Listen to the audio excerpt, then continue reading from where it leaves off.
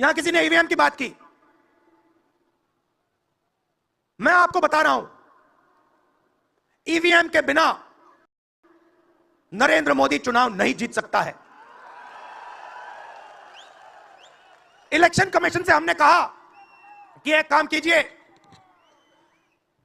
विपक्ष की पार्टी को ये मशीनें दिखा दीजिए, खोल के हमें दिखा दीजिए ये कैसे चलती हैं, हमारे एक्सपर्ट्स को दिखा दीजिए। इलेक्शन कमीशन नहीं दिखाता। फिर हमने कहा देखिए इसमें से कागज निकलता है, वोट मशीन में नहीं है, वोट कागज में है। ठीक है, आप मशीन चलाइए मगर कागज की भी गिनती कर दीजिए। इलेक्शन कमीशन कहता है नहीं, कागज की गिनती नहीं होगी। क्यों नहीं होगी? कैसे नहीं होगी? सिस्टम नहीं चाहता कि ईवीएम की गिनती हो जाए। क्यों? क्योंकि यह सिस्टम आपके धन को चोरी करने का सिस्टम है। जैसे किसी ने यहां कहा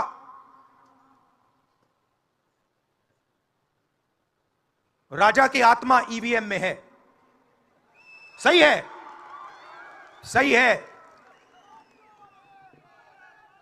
राजा की आत्मा ईवीएम में है।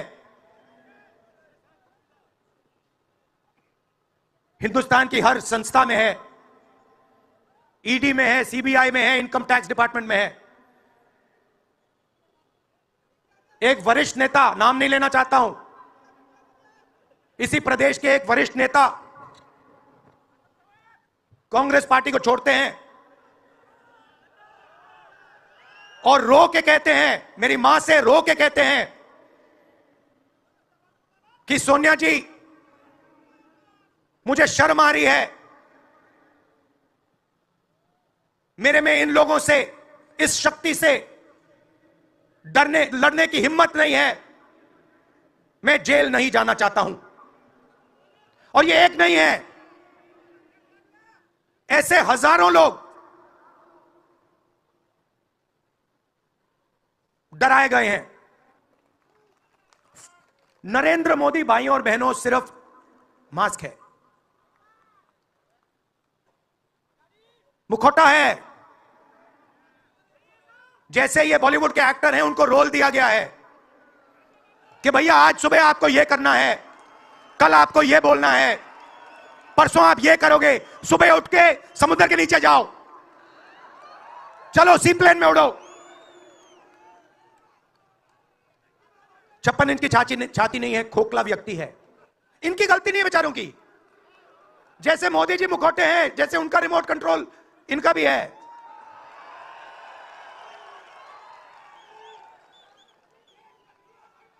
मीडिया में कोई नहीं। हिंदुस्तान की सबसे 200 बड़ी कंपनियों की लिस्ट निकालिए, मालिकों की लिस्ट निकालिए, गरीब जनरल कास्ट का व्यक्ति का नाम बता दो मुझे। मैंने सिस्टम अंदर से देखा है, मैं समझता हूं सिस्टम को, इसलिए मोदी जी मुझसे डरते हैं। सब कुछ देखा है मैंने, सब समझता हूं। मैं अंदर बैठा था उसमें, सालों में अंदर बैठा हूं, कोई नहीं छुप सकता मुझसे और मुझे दबा भी नहीं सकते हैं। मोदी जी को दबा सकते हैं ना, हम बीजेपी के खिलाफ लड़ रहे हैं